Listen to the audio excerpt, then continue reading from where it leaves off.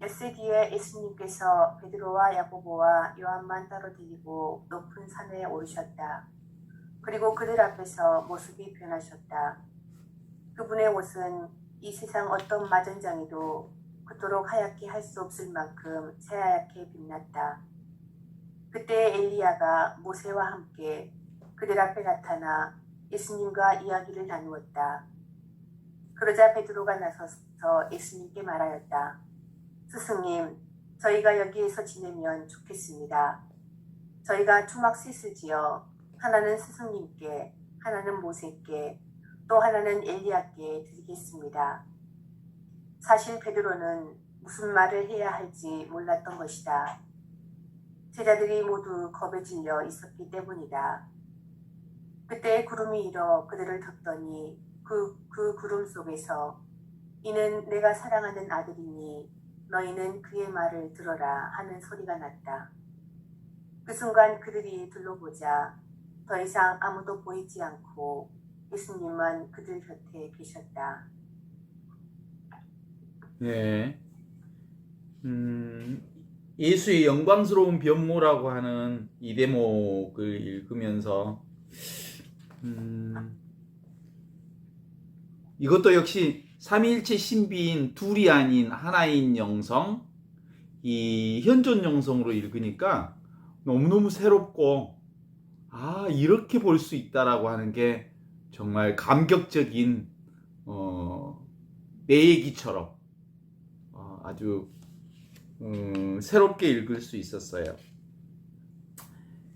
보통 여기 핵심은 다볼산의 예수님의 변모라고 하는 점에다만 사람들이 관점과 관심을 두는데, 실제로는 예수님의 영광스러운 변모 쪽이 아니고 베드로와 요한과 야고보라고 하는 이 세 제자가 눈이 떠진 거야. 안목이 열린 거야. 그래서 늘 예수는 우리가 영광송하듯이 예수님은 늘 영광이 성부와 성자와 성령께 삼위일체 신비와 함께 처음과 같이 이제와 항상 영원히 당신의 하느님의 영광 가운데 계시고 있었어. 항상 그래. 왜냐하면 그분은 삼위일체 신비를 온몸으로 빈틈없이 살고 계셨기 때문에 그 영광 가운데 있다는 것이었죠. 그런데 그걸 누가 본 거야? 제자들이 눈이 열려서 그 상황을 보게 되었다라고 하는 점에 있어서 예수의 영광에다가 포인트를 맞추지 말고 누구에게? 눈이 열려서 깨달음의 삼위일체 신비의 이 깨달음을 경험한 제자들에게 이 포인트를 맞추면서 이 글을 읽어야 된다고 보는 거예요.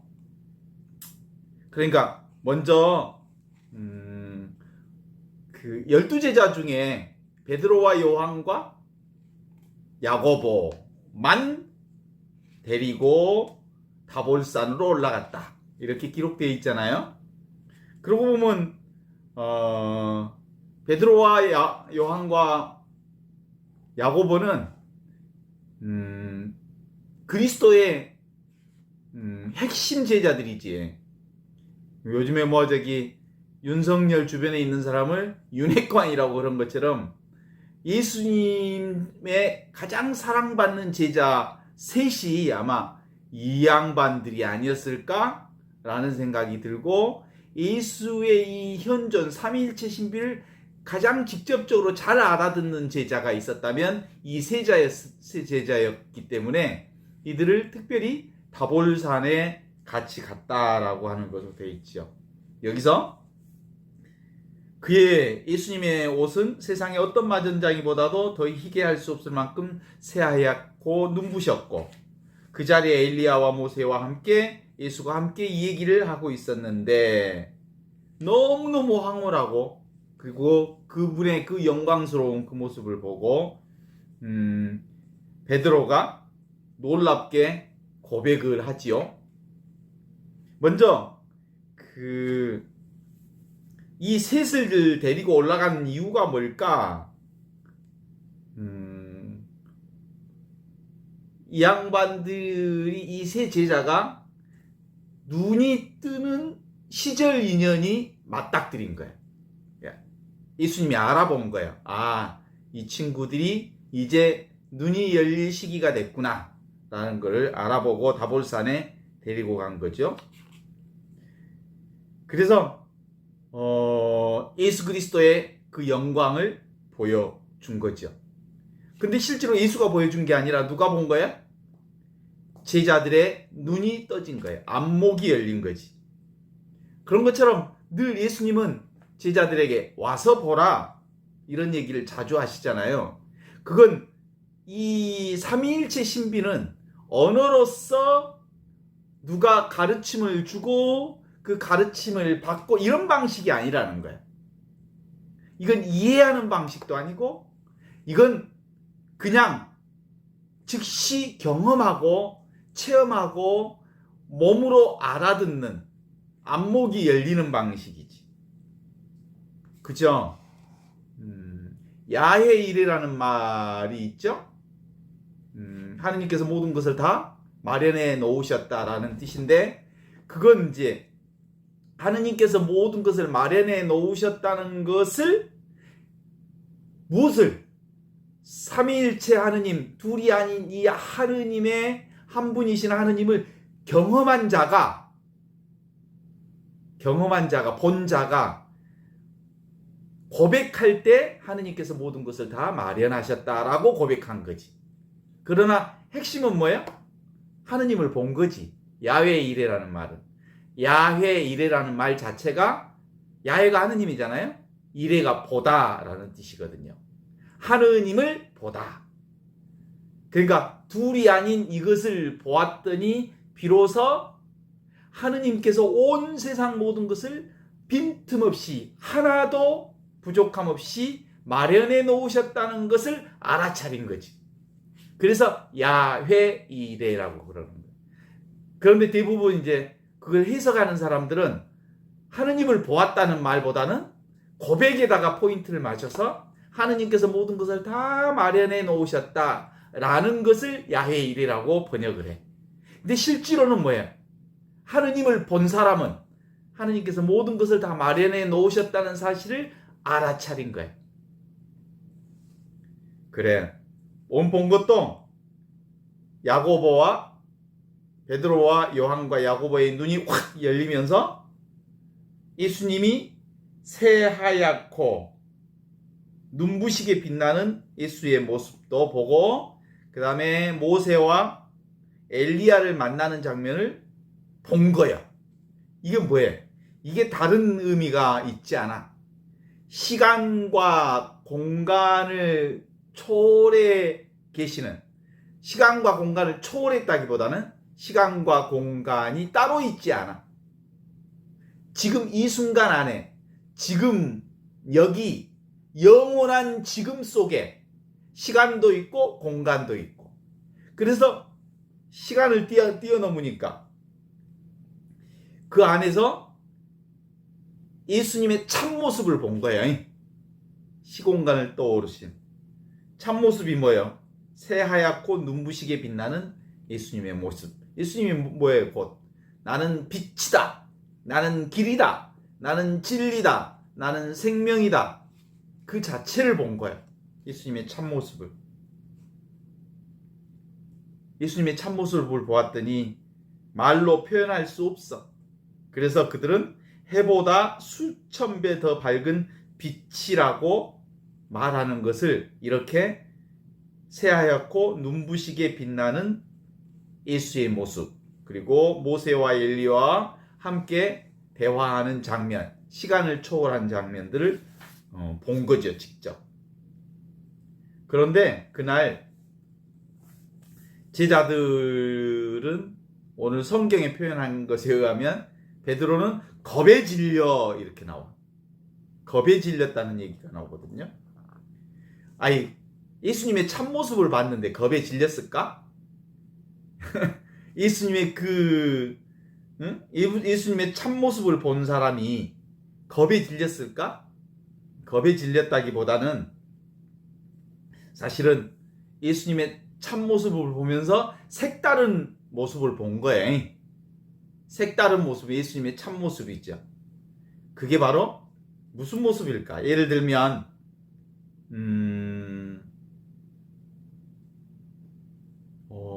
따뜻한 화롯불에서 성인이나 어린아이나 거지나 도둑이나 따뜻한 화롯불 위에서 따뜻한 화롯불을 비치면 어때? 다 똑같이 따뜻함을 느끼지. 그런 것처럼 그 누구든지 예수님의 그 참 평화, 그리고 하느님과 둘이 아닌 사랑 자체, 은혜 자체이신 예수님을 보면서 무서워서 겁에 질렸다면 뭐라고 했겠어? 어떻게? 너무 좋습니다. 초막셋을 지어서 하나는 모세에게, 하나는 엘리야에게, 하나는 예수님께 드리겠습니다 라는 말을 할 이유가 없지. 너무 좋아서, 겁에 질렸다는 표현이라기보다는 너무 좋아서, 이런 뜻이죠. 그래서 사실은 예수님은 그 누구에게도 겁에 질릴 만한 공포의 대상이 아닌 거죠. 당신 스스로도 그렇게 얘기했잖아요. 내가 이 세상에 온 것은 사람들을 심판하러 온 게 아니라 구원하러 오셨다 그랬지. 겁주려고 온 거 아니거든. 그렇죠? 그런데도 세상에는 아직도 예수님을 두려워하는 사람들이 많은 게 사실이에요. 왜냐하면 교회에서 예수님을 두려운 존재로 가르치기도 했지. 사람들이 예수님을 두려워한 까닭은 예수님의 참 평화의 모습, 노바운다리의 모습, 사랑 자체인 모습, 진면목을 보지 못했기 때문인 거죠. 만일 교회가 아직도 예수를 두려운 존재로 가리키고 있다면 그것은 자신들의 유익을 위해서 예수님을 두려운 존재로 그렇게 표현할 뿐, 실제로 예수님은 그 어떤 두려움의 존재 아니에요. 왜냐하면 예수가 곧 나 자신임을 가르쳐 주셨기 때문에. 그렇죠? 내가 곧 예수와 둘이 아님을, 내가 곧 예수의 사랑과 둘이 아님을, 내가 곧 예수의 길과 둘이 아님을, 내가 곧 예수의 생명과 둘이 아님을, 내가 곧 예수의 진리와 둘이 아님을 가르쳐 주셨기 때문에 그 진리이신 예수님을, 길이신 예수님을, 생명이신 예수님을, 평화이신 예수님을, 빛이신 예수님을, 그 참모습을 제대로 보았다면 예수님을 보고 우리가 두려움을 느낄 하등의 이유가 없죠? 해방을 느끼지. 그리고 편안함을 느끼지. 그리고 그 어떤 것도 구할 이유가 없이 온전한 구원의 해방을 느낄 수 있죠. 그럼에도 불구하고 하느님의 삼위일체 신비는 하느님을 등진 사람만이 다시 하느님의 삼위일체 신비를 맛볼 수 있어요. 그게 무슨 말인지 알까? 집 떠나본 사람만이 어이구 집 떠나서 여행해 보면서 이구동성으로 하는 말이 뭐예요? 그래도 내 집이 편하제. 그래. 그래요. 보물을 잃어버려 봐야 내가 가지고 있는 보물이 얼마나 소중한지 알아. 그런 것과 같아요. 아버지 집을 떠나본 사람이어야 비로소 아버지 집에는 먹을 것이 많은디 하고 돌아오는 탕자의 고백과 같은 거지. 그런 점에서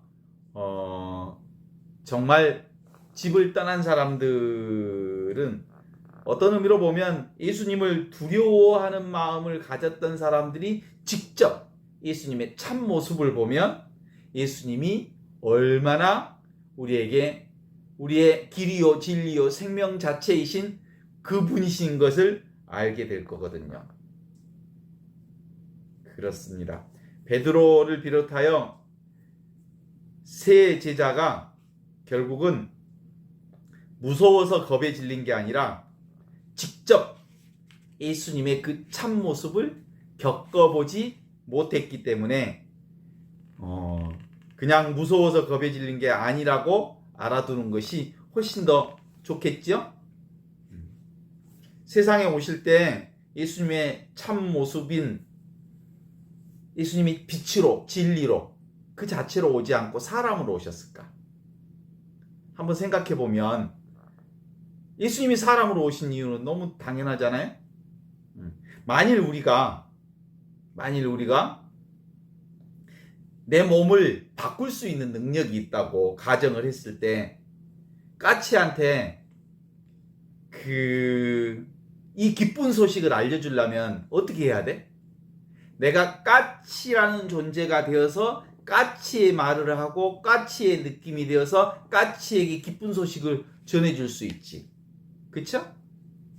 그런 것처럼 하느님께서 우리에게 기쁜 소식을 전해주시려는 아주 중요한 포인트가 바로 하느님께서 말씀이 사람이 되시어 우리 가운데 오셔서 바로 길이요 진리요 생명이 되신 우리 자신을 직접 당신이 보여주신 거지요. 그렇습니다. 늘 예수를 우리는 스승이라고 얘기하고 우리는 그분의 제자라고 얘기하면서 우리가 기본적으로 예수님을 스승으로 모시려면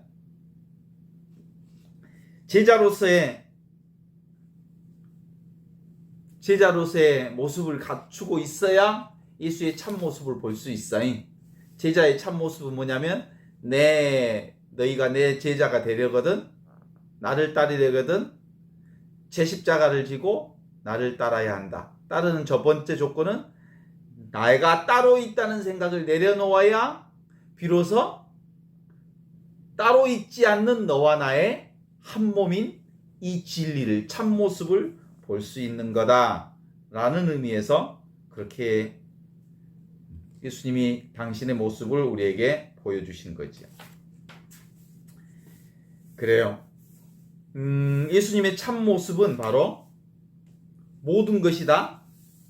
지금 바로 이것, 둘이 아닌 이것을 보여주신 거예요.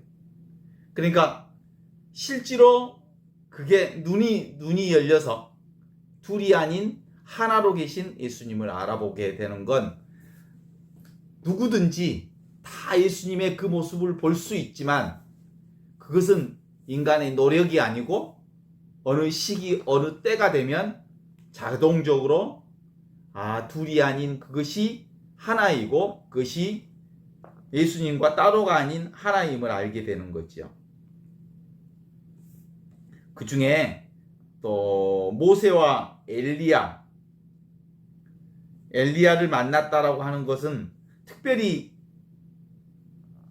그 엘리야와 모세를 만난 어떤 이유를 여기서 설명하지 않아. 이건 기본적으로 뭐예요? 시간을 뛰어넘었다는 얘기는 과거의 시간이 지금 이 시간에 들어있는 거예요. 눈이 열리면 지금 여기 이 순간 안에 과거의 역사와 과거의 시간과 영원한 시간이 지금 이 순간에 다 열려 있는 거죠. 그래서 굳이 모세와 엘리야라고 하는 얘기를 했을 뿐 모세와 엘리야의 특별한 의미가 있는 것은 아니죠. 그래서 어떤 의미로 보면 모세는 율법을 대신하고 엘리야는 예언을 대신한 이스라엘의 양대 전통을 예수님을 통해서 만났다라고 하는 부분으로 설명할 수 있지만 그것은 그냥 설명은 설명일 뿐 뭘 본 거예요? 시간과 공간을 초월한 지금 여기 이 순간에 안목이 열리는 경험을 했다. 이 점이 그 무엇보다도 중요한 거죠. 안목이 열렸어. 그래서 삼일체 신비이신 둘이 아닌 하늘 땅이 하나인 예수님을 온전하게 참모습을 보게 된 건데 베드로의 이 말이 끝나. 무슨 말? 너무너무 좋으니까 초막셋을 지어서 하나는 모세에게, 하나는 엘리야에게, 하나는 예수님께 지어드리면 좋겠다라는 말을 하는 순간 구름이 이 세 분을 덮어버리고 그 세 분의 모습은 온데간데 없이 사라졌더라, 이런 얘기가 나와요. 이 지점에서 우리가 이제 볼 수 있는 건, 이렇게 안목이 열렸다고 해도 어느 순간 생각이 치고 들어오면 그 생각이 구름을 끼듯이 싹 사라지게 해. 그게 바로 뭘 본 거야? 다시 생각의 귀신굴에 다시 스며들어 들어간 거야. 그렇습니다. 구름 속에 들려오는 음성이 있습니다. 이는 내 사랑하는 아들이니 너희는 그의 말을 들어라 라고 하는 말이 들립니다. 결국 다시 산에 올라서 안목이 열리기 전 상태로 다시 돌아온 거야. 안목이 열려서 예수님을 보기 전과 본 후가 달라요, 안 달라요? 똑같아. 눈이 열린 사람도, 그리고 깨달음을 얻은 사람이나 깨달음을 얻지 않는 사람이나 세상을 보는 것은 똑같은 거죠. 그래, 내가 하느님을 직접 경험했다고 하는 이 사실이 중요한 게 아니라 뭘 본 거야? 실제로는 그 예수님의 영광스러운 변모를 보았던 나를 체험한 거지. 그건 둘이 아니니까 없어지지 않는 그거거든요. 그래서 실제로 오늘 주제의 핵심은 스승 예수의 참모습을 보면서 베드로와 요한과 야고보는 자기 자신의 눈이 열려서 보는 이것이야말로 정말로 영원한 지금 이 순간 변하지 않는 그것임을 체험하게 된 거거든요. 그러니까 예수님의 영광스러운 변모 봤어, 안 봤어? 봤는데 그게 영원히 예수님의 영광스러운 변모만 보고 있어? 그건 왔다 사라지는 거예요. 그건 역시도 하느님 나라는 아니에요.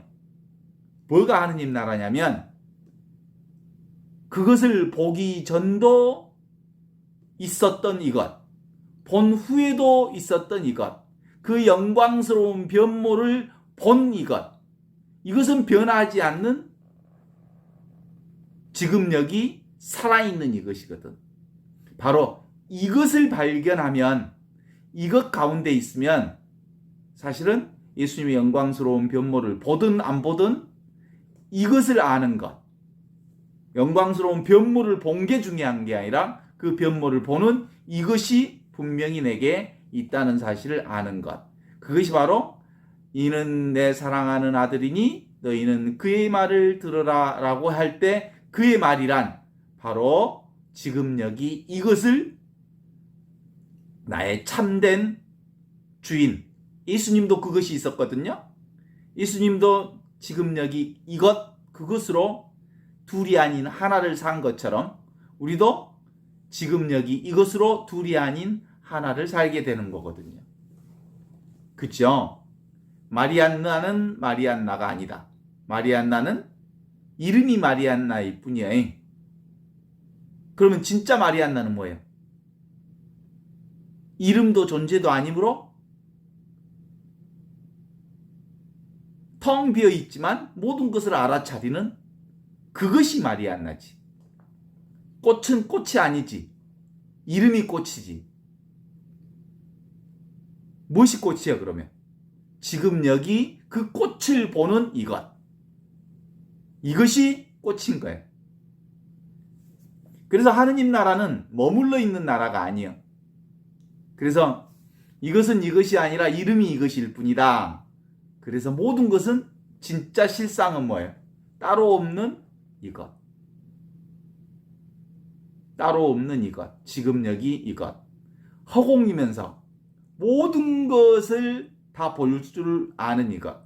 그러니까 예수님의 새하얗게 빛나는 그 옷과 모세와 엘리야가 함께 있는 것을 어디서 본 거예요? 여기서 본 거예요. 여기서. 그 보는 그것은 제자들이 보았던 그것을 누가 봤어? 예수님이 보았고, 그 예수님이 보았던 그것이 누가 보는 거예요? 내가 보는 거예요. 마리안나가 지금 눈앞에 보는 그것이 예수님이 보았던 그것이고, 베드로와 요한과 야고보가 보았던 그것이 지금 눈앞에 있던 이거예요. 그런데 그것은 뭐예요? 정해져 있지 않는 이것, 고정되어 있지 않는 이것. 그래서 늘 살아있기에 허공과 같으면서 모든 것을 알아차리는 이것. 그래서 이것을 춤추는 공이라고 그래. 그러니까 어떤 것도 정해져 있지 않는 게 나아요. 근데 그건 살아있어. 그건 규정되어 있지 않아. 정해져 있지 않아. 따로 있지 않아. 그래서 온갖 것을 다 경험할 수 있는 그거예요. 예수님의 영광도 경험하고, 그리고 모세도 엘리야도 만나는 그 자리. 그 자리가 모두에게 있는 자리예요. 그건 나에게만 있지 않아. 예수님에게도 있고 나에게도 있고 모두에게 다 있는, 평범하게 있는 그것으로 사는 거거든요. 평범한데 발견하지 못하는 사람들은 그것이 있는 줄 모르고 사는 거지.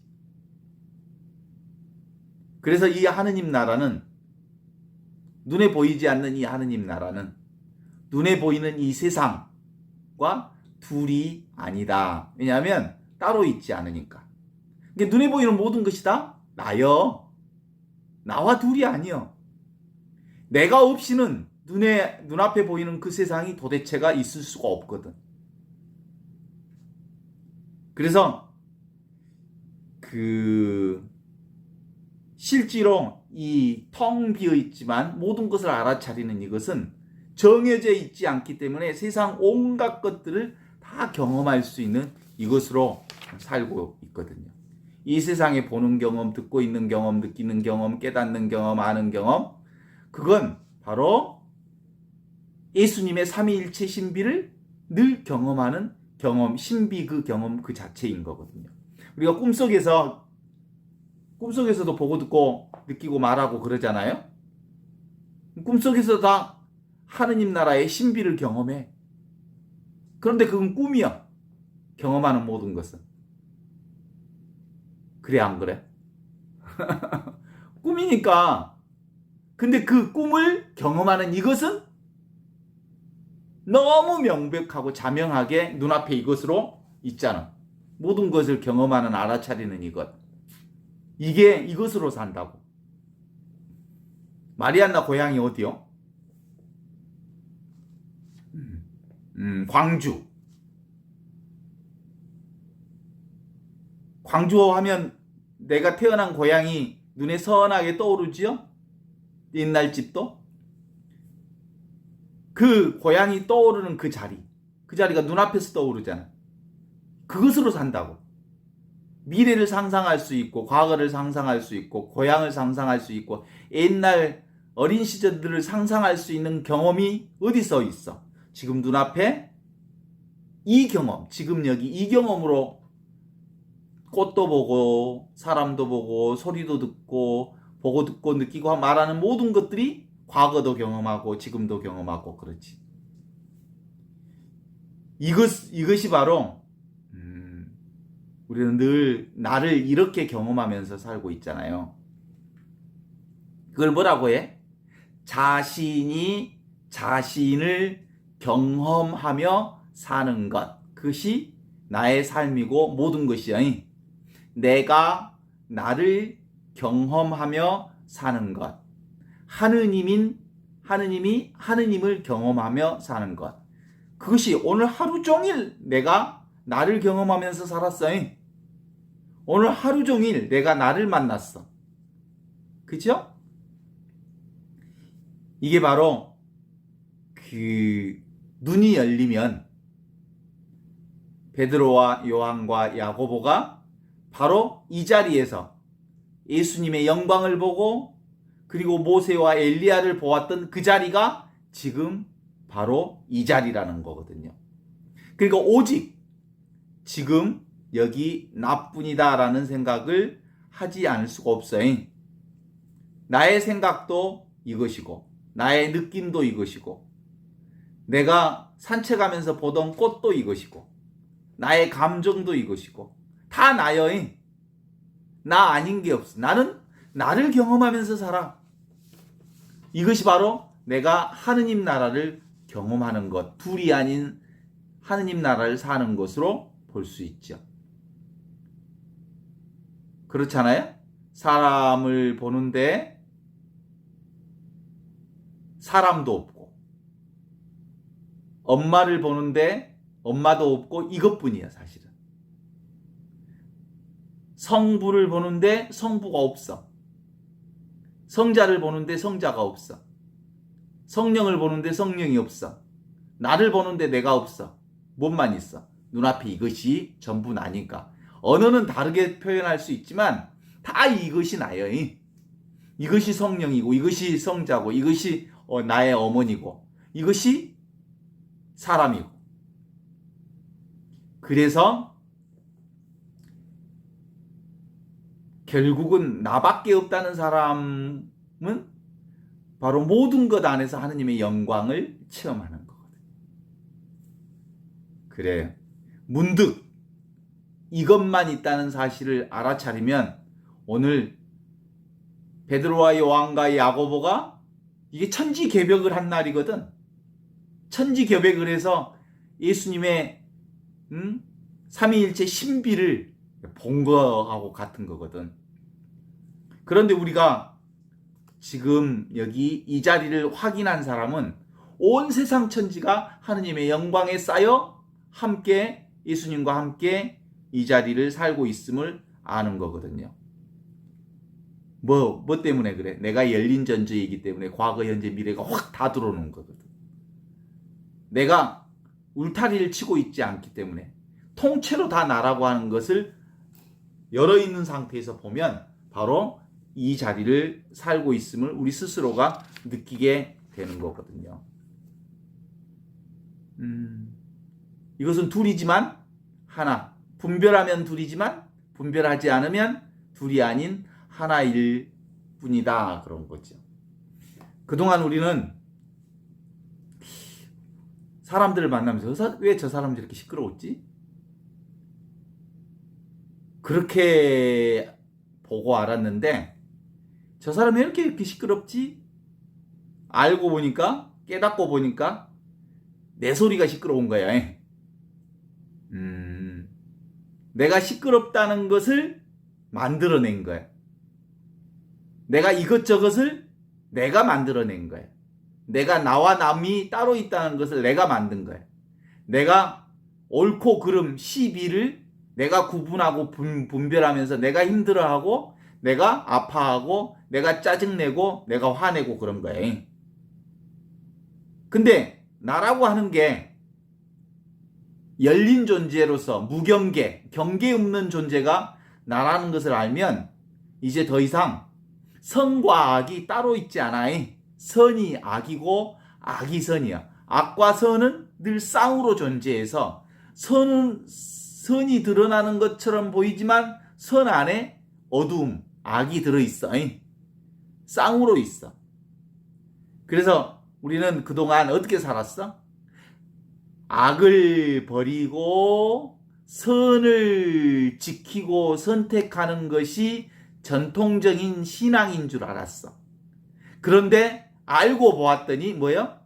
선과 악이 다 어디에서 나왔어? 지금 여기 이것에서 나왔어. 나에게서 나왔어. 내가 선을, 악을 그렇게 구별하고 분별했을 뿐 실제로는 온통 나일 뿐이야. 그죠? 선도 이것이고 악도 이것이야. 하느님 나라는 선악 둘이 아닌 나라, 쌍으로 늘 한마음으로 존재하는 나라. 이게 하느님 나라야. 그래서 모양인 세계를 뭐라고 하죠? 유형의 세계. 모양이 아닌 세계를 무형의 세계라고 그러는데 모양을 갖춘 유형의 세계나 모양이 없는 무형의 세계가 사실은 둘이 아닌 이 하느님 나라의 세계다라고 하는 거죠. 그래서 따로 있는 느낌이 완전히 사라진 게 바로 늘 하느님 나라에서 사는 하느님 나라의 영광, 성부와 성자와 성령께서 처음과 같이 이제와 항상 영원히 아멘이라고 고백하는 삼위일체 신비를 사는 거예요. 그럼에도 불구하고 왜 나는 여전히 불안하고 초조할까? 아직도 따로 있다는 이 생각이 안 떨어져서 그래. 네? 그러니까 따로 있다는 생각이 10%라도 남아있으면 그것에 따른 불안, 초조가 내 안에 있는 거야. 완전히 따로 있지 않다가 100% 빈틈없이 둘이 아닌 하나라고 하는 것에 온전히 나의 삶을 초점을 맞추고 살면 왜? 다 이거다. 다 하느님 나라다. 어떤 것도 하느님의 은혜와 자비와 축복과 은총으로부터 벗어나 있지 않다라는 것을 알게 되는 거거든요. 그죠? 오늘 봐봐요. 그렇게 탁 열렸어. 이거 하나를 탁 열렸어. 근데 어느 순간에 너무 좋다. 초막셋을 지었으면 좋겠다 하는 생각이 쑥 들어오는 순간 구름이 싹 가려서 사라져 버렸어. 그쵸? 이게 바로 우리 일상의 삶이야. 늘 우리도 이것으로 살아. 늘 하느님의 사랑 가운데 살아. 은혜. 그러다가 한 생각이 쑥 들어오는 순간 언제 그랬냐는 둥 삶의 어두움이 쫙 끼어버려. 그래요. 추구하는 마음, 기대하는 마음, 원하는 마음, 이것이 우리를 얼마나 어둡게 하는지 몰라. 그래요. 이 둘이 아닌 하나라고 하는 것이 나를 온전히 100% 내 안에 자리 잡을 때, 그래서 전부가 이것뿐이구나. 텅 비어있지만 알아차리는 이것이 온 천하 만물을 창조하고, 그리고 그것 안에서 불창조가 일어나고 생멸이 거기서 일어나는구나 라는 것을 알게 되지요. 그래요. 그러니까 뭐겠어요? 입만 열면 망상이여, 생각이여. 생각이 가면 망상이에요. 저 사람의 표정만 보면 저 사람이 지금 생각하고 있구나 라는 것을 알 수 있죠. 언제 알아? 얼굴이 어두우면 생각에 빠져 있구나 라는 걸 알아. 안녕하세요. 그쵸? 입만 열면 틀렸어.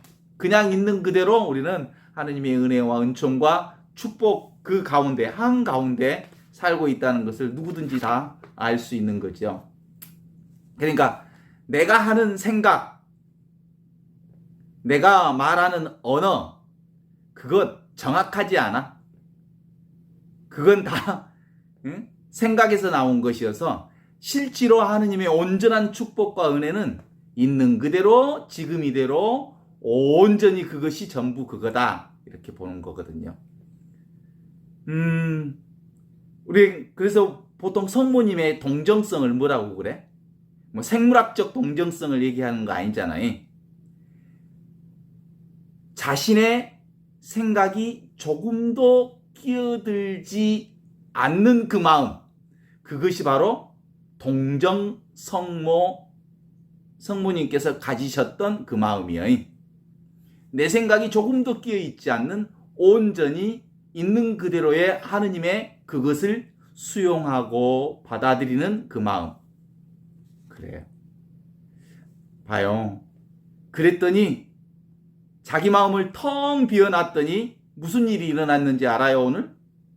마르코 복음에?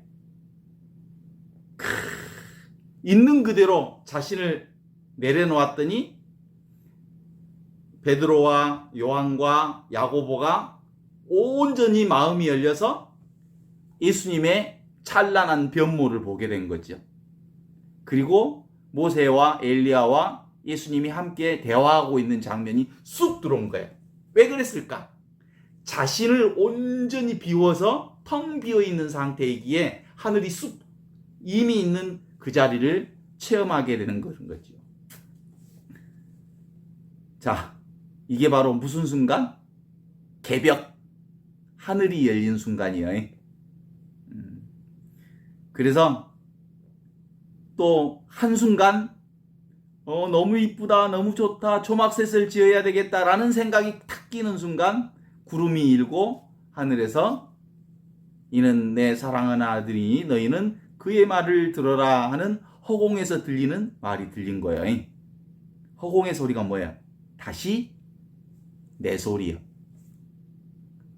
허공의 소리. 아무것도 아닌 이것. 그래요.